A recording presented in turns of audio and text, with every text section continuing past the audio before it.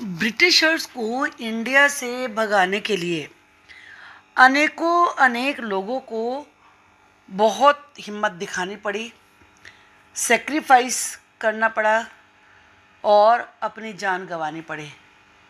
उसमें केवल यही नहीं कि कॉमन मैन ही ऐसे थे कि जिन्हें त्याग करना पड़ा, खोना पड़ा, बल्कि बादशाहों से लेकर जो रूलर्स थे उन्होंने भी सब कुछ दांव पर लगाया और खोया, क्योंकि ब्रिटिश जो ईस्ट इंडिया कंपनी थी वो सब तरह के छल कपट करके येन केन प्रकारेण इंडिया को कंट्रोल कर रही थी। तो यहाँ इस लेसन में व्हेन पीपल रेबल, जब लोग विद्रोह करते हैं तो क्या होता है, ये आप इस लेसन में पढ़ रहे हैं।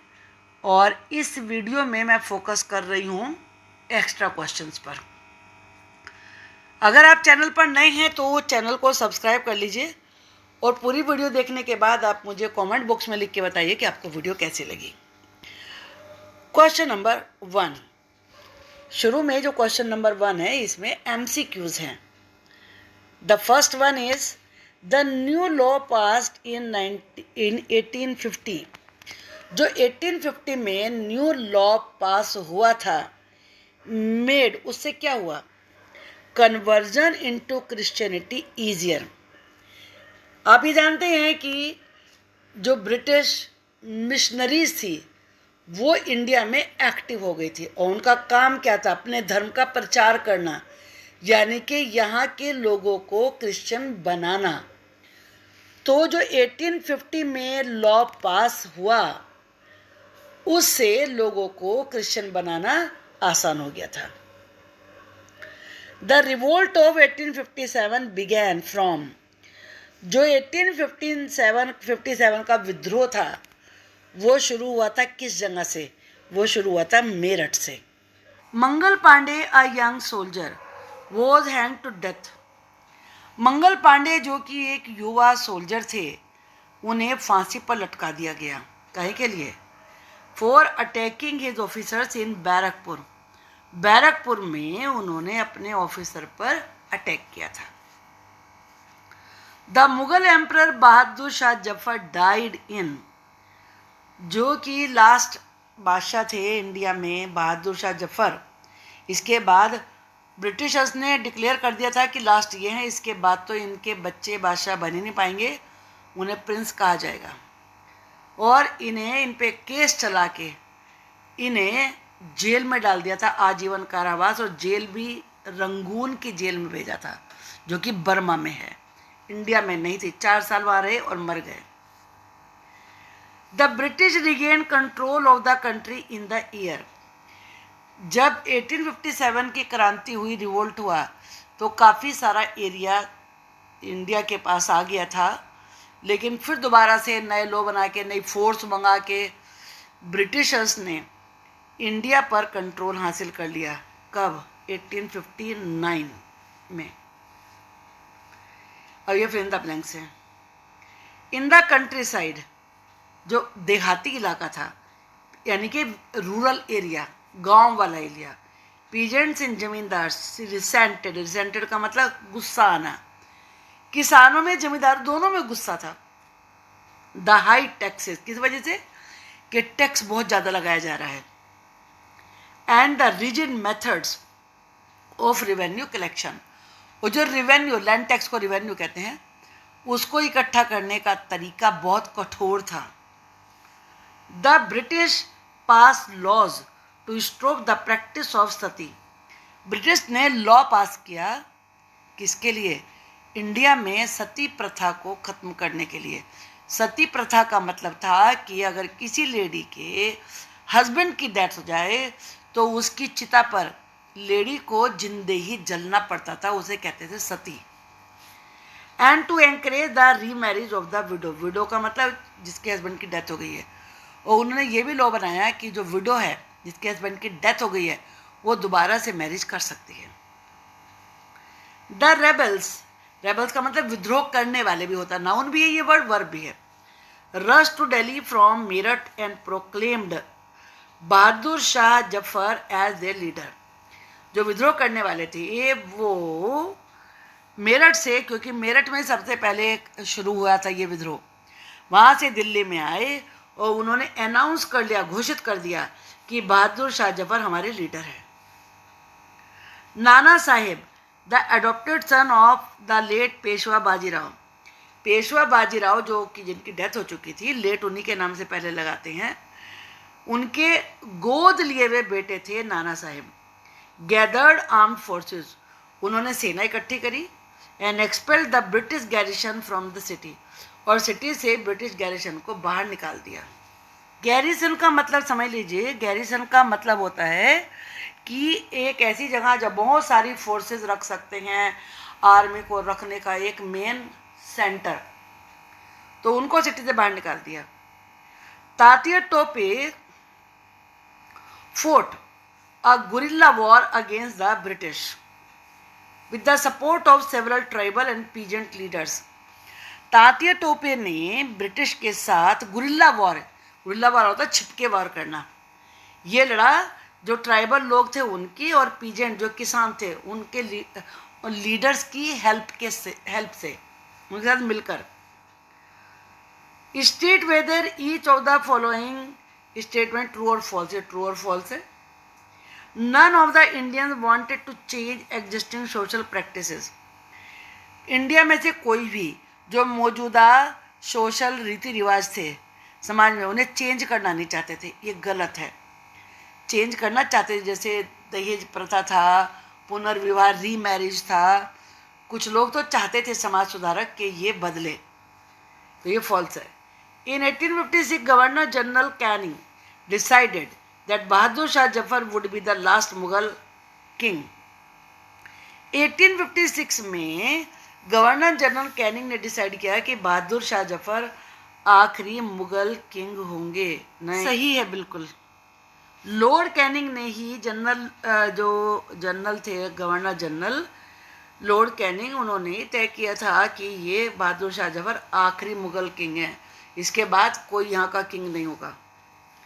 The Indian sepoys were unhappy about their pay, allowances and condition of service. जो इंडियन सिपाही थे वो अपनी पे को लेकर, जो दूसरे भत्ते, अलाउंसेस कहते हैं भत्ते, जो और एक्स्ट्रा मिलते हैं पर्क्स, और जो सर्विस की कंडीशन शर्तें थी उनको लेकर दुखी थे, परेशान थे। सही है ये।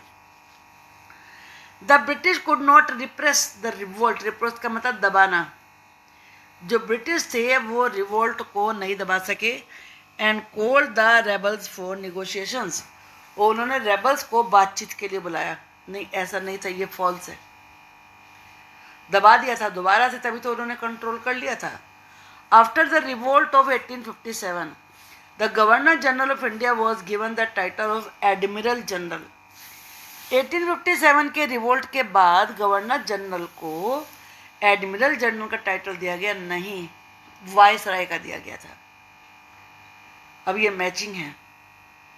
ब्रिजेश कदर, ये कहाँ के थे? ये थे लखनऊ के। रानी लक्ष्मीबाई कहाँ की थी? ये थी झांसी की। कुंवर सिंह कहाँ के थे? ये थे बिहार के। बख्त खान कहाँ के थे? बरेली के। अहमदुल्ला शाह थे फैजाबाद के। Now short questions. What was the plea of Nana Sahib, the adopted son of Peshwa Bajirao second? जो पेशवा बाजीराव सेकंड के गोद लिए हुए बेटे थे नाना साहेब, उनकी क्या प्ली थी, क्या रिक्वेस्ट थी? नाना साहेब प्लीडेड, नाना साहब ने रिक्वेस्ट करी that he be given his father's pension when the later died, कि जब उनके फादर की डेथ हो गई तो उन्होंने कहा कि उनके फादर की जो पेंशन है वो उन्हें दी जाए, ये रिक्वेस्ट की थी। What was the first step taken by the company towards ending the Mughal dynasty? Mughal dynasty को ख़त्म करने के लिए, मुगलों के वंश को ख़त्म करने के लिए पहला स्टेप कंपनी ने क्या लिया? The name of the Mughal king was removed from the coins minted by the company. जो सिक्के कंपनी बना रही थी वहाँ से मुगल किंग का नाम ही हटा दिया। रिमूव का मतलब हटाना। Why were the Indian sepoys unhappy with the British rule? British rule से इंडियन सिपोइज अनहैप्पी क्यों थे? Give one reason. The Indian sepoys were underpaid. Underpaid का मतलब होता है कम पे मिल रहा, उन्हें जो पे थी वो कम मिलती थी। वोट रूमर, रूमर कहते हैं अफवाह, spread among the sepoys of the Meerut regiment about the new cartridge. नई कार्ट्रिज को लेकर मेरठ की रेजिमेंट में सिपाहियों के बीच में क्या अफवाह फैल गई? रूमर का मतलब क्या होता है? अफवाह, यानी कि गलत बात, गलत सूचना। The rumour spread that the new cartridge were coated with the fat of cows and pigs, कि जो कार्ट्रिज है उसके ऊपर काऊ और पिग के फैट की कोटिंग की गई है। What did the aging Mughal emperor Bahadur Shah Jafar do after he was declared the leader of the rebels? Ageing यानी कि बूढ़े होते हुए मुगल एम्परर बादशाह शाह जफर ने क्या किया जब उन्हें डिक्लेयर कर दिया गया कि वो तो विद्रोहियों के लीडर हैं? He wrote letters to all the chiefs and the rulers of the country. उन्होंने पूरे कंट्री के रूलर्स के पास और सरदारों के पास लेटर लिखे टू कम फॉरवर्ड, कि वो आगे आएँ, and organise a confederacy. Confederacy का मतलब है संघ, संगठन, ग्रुप ऑफ इंडियन स्टेट्स, कि वो इंडियन स्टेट्स का एक संघ बनाए, ग्रुप बनाए, to fight the British, British से लड़ने के लिए। Name any two smaller rulers, दो छोटे रूलर्स के नाम बताइए, who acknowledge the suzerainty of Bahadur Shah Zafar, जिन्होंने बहादुर शाह जफर की पावर को, अथॉरिटी को स्वीकार कर लिया था। वो थे नाना साहेब और ब्रिटिश कद्र। हुआ Tatya Tope, he was the general of Nana Saheb, वो नाना साहेब के जनरल यानी कि सेनापति थे। हु वॉज अहमदुल्ला शाह, अहमदुल्ला शाह कौन थे? वॉट वॉज हिज प्रोफेसी, उनकी भविष्यवाणी क्या थी? Ahmadullah Shah was a maulvi from Faizabad, Ahmadullah Shah Faizabad के मौलवी थे। हिज प्रोफेसी, प्रोफेसी का मीनिंग क्या बताया मैंने अभी? भविष्यवाणी। उनकी भविष्यवाणी ये थी that the rule of the British would soon come to an end, कि शीघ्र ही ब्रिटिश रूल खत्म हो जाएगा। हु वाज बख्त खान, बख्त खान कौन थे? Bakht Khan was a soldier from Bareilly, ये एक बरेली के सोल्जर थे। He took charge of a large force of the fighters, उन्होंने फाइटर्स की एक बड़ी सेना की जिम्मेदारी ली। हु केम टू दिल्ली, जो कि दिल्ली में आए थे। When did the British recapture Delhi? British ने दिल्ली को फिर दोबारा से कब हथिया लिया? The British recaptured Delhi in September 1857. Why were the powers of the East India Company transferred to the British Crown? East India company की पावर ब्रिटिश क्राउन यानी कि जो ब्रिटेन के राजा थे या रानी थी उनको क्यों ट्रांसफ़र की गई? The powers of East India Company were transferred to the British Crown in order to ensure a more responsible management of Indian affairs. कि जो भी इंडिया के मैटर्स हैं उनका मैनेजमेंट ज़्यादा जिम्मेदारीपूर्ण हो, रेस्पॉन्सिबल हो, ये सुनिश्चित करने के लिए ईस्ट इंडिया कंपनी से पावर लेकर ब्रिटिश क्राउन को दे दी गई थी। Under what condition the ruling chiefs could pass on their kingdom to their heirs, heirs का मतलब उत्तराधिकारी। किस कंडीशन में जो रूलिंग चीफ थे वो अपने किंगडम को, अपने उत्तराधिकारी को दे सकते थे? They could do so only when they were ready to acknowledge the British queen as their sovereign paramount. अगर वो ब्रिटिश क्वीन को ही अपना सबसे बड़ा राजा मानने को, रानी मानने को, शासक मानने को तैयार थे, तभी वो ऐसा कर सकते थे। Why did the British treat Muslims with suspicion and hostility? Suspicion का मतलब शक, hostility का मतलब दुश्मनी, वैमनस्य। ब्रिटिश मुसलमानों को शक और दुश्मनी की निगाह से क्यों देखते थे? द ब्रिटिश बिलीव्ड, ब्रिटिश को ये विश्वास था that Muslims were responsible for the rebellion in a big way, कि मुस्लिम ही विद्रोह के लिए काफ़ी हद तक जिम्मेदार हैं। चलिए अब हम शॉर्ट क्वेश्चन देखेंगे, अभी हमने वेरी शॉर्ट देखे। Under what pretext did the company take over Awadh? किस प्रिटेक्स्ट पर, किस बहाने पर कंपनी ने अवध को पर अपना कब्जा कर लिया?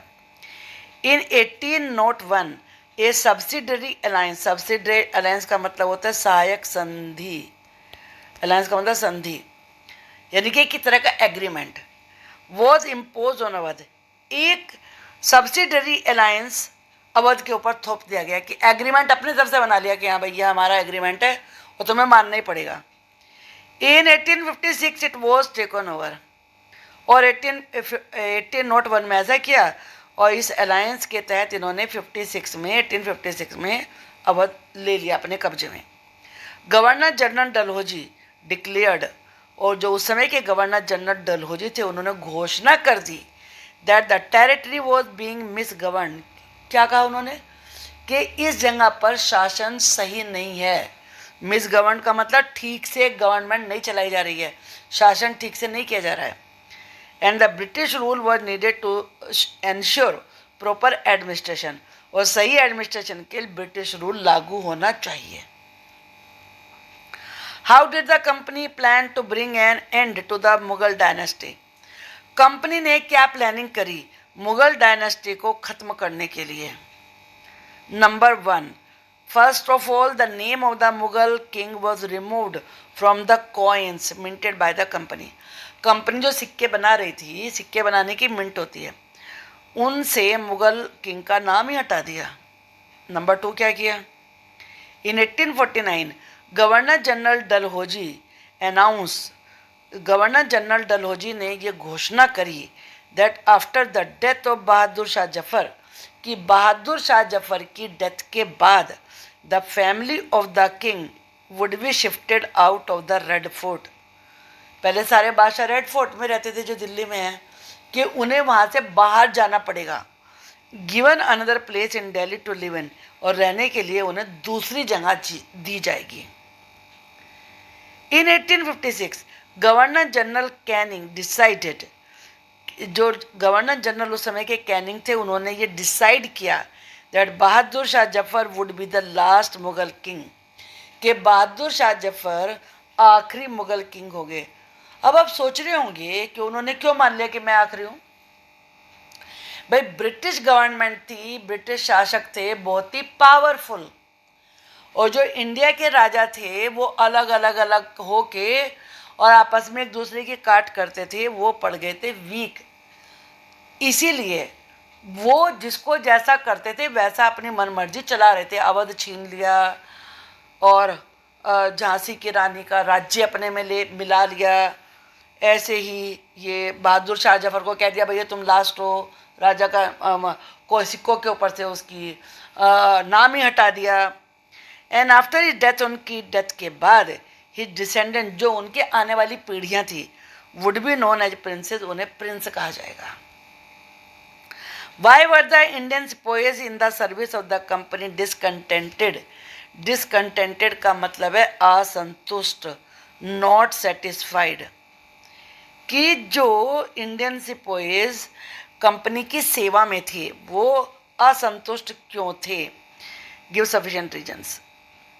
Number 1, the Indian sepoys were given poor salary, उन्हें बेकार सैलरी दी जाती थी। अलाउंसेस, भत्ते भी बहुत कम दिए जाते थे। यहाँ पुअर से मतलब है कम, less. The conditions of service also made them unhappy, जो सर्विस की शर्तें थी वो भी बहुत खराब थी, इससे भी दुखी थे। Some of the new rules even violated their religious sentiments and beliefs, और कुछ जो उन्होंने नए रूल बनाए थे उससे उनकी धार्मिक भावनाएं और आस्थाएं भी प्रभावित हो रही थी। जैसे कार्ट्रिज वाला एग्जाम्पल आप इसमें लिख सकते हैं कि जो पिग और काउ के फैट से कोटेड थे।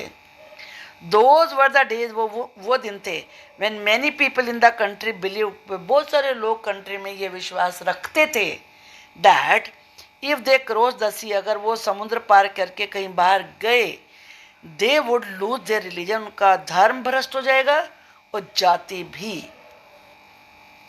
सो when in 1824 the sepoys were told to go to Burma, जब 1824 में इन सिपाहियों को कहा गया कि वो बर्मा में जाएं बाय द सी रूट, और सी के रास्ते से जाएं, to fight for the company, company की तरफ से लड़ने के लिए।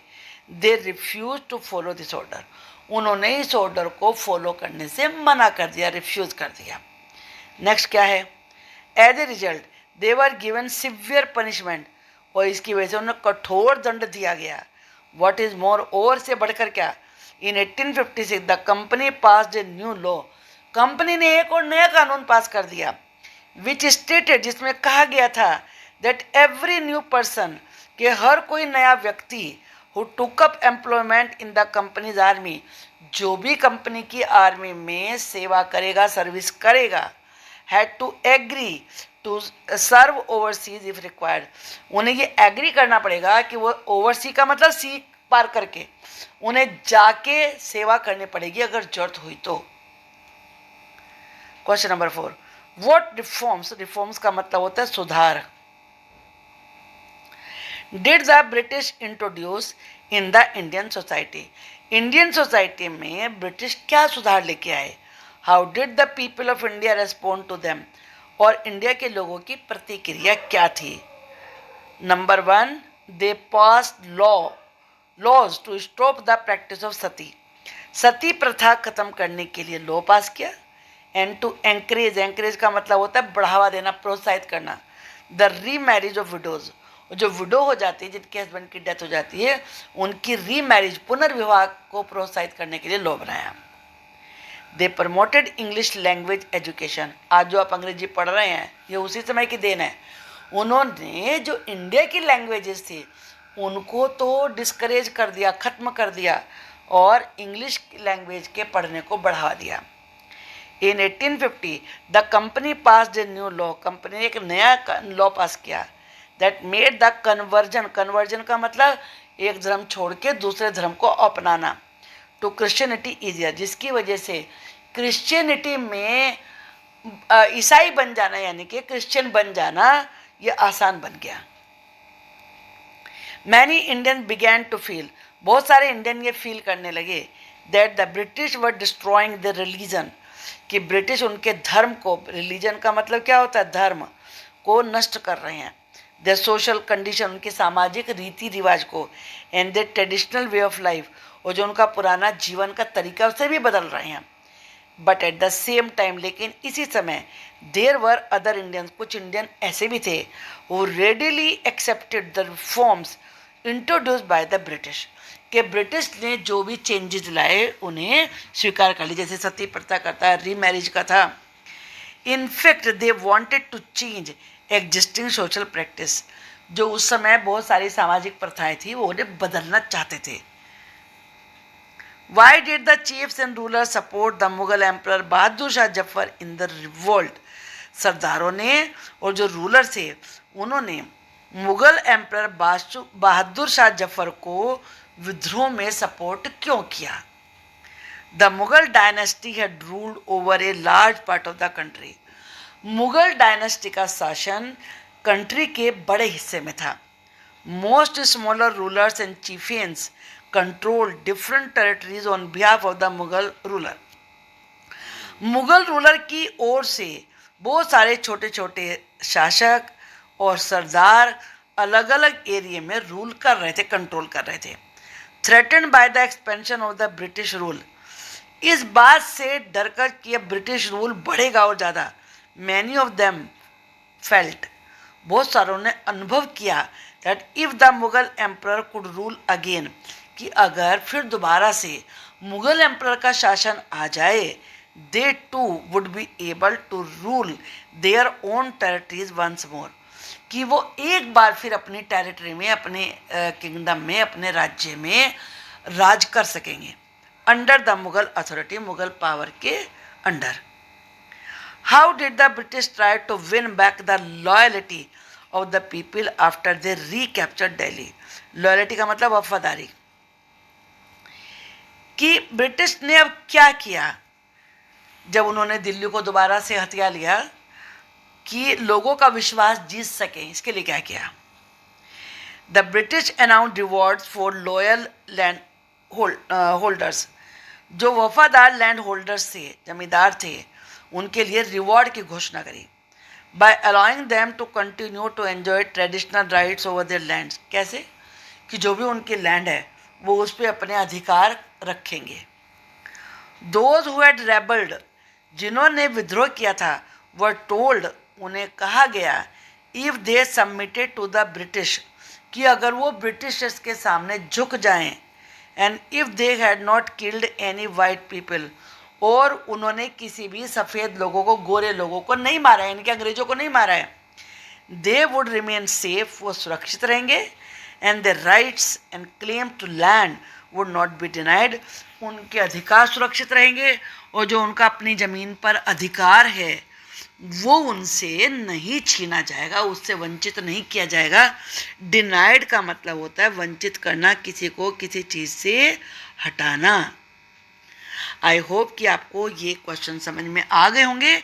मैं नेक्स्ट वीडियो बनाऊंगी जिसमें लॉन्ग क्वेश्चन समझाऊंगी। अगर आपको वो वीडियो भी देखनी है तो प्लीज़ आप मुझे कमेंट बॉक्स में लिख के बताइए, और चैनल पर नए हो तो चैनल सब्सक्राइब कर लीजिए। Thank you.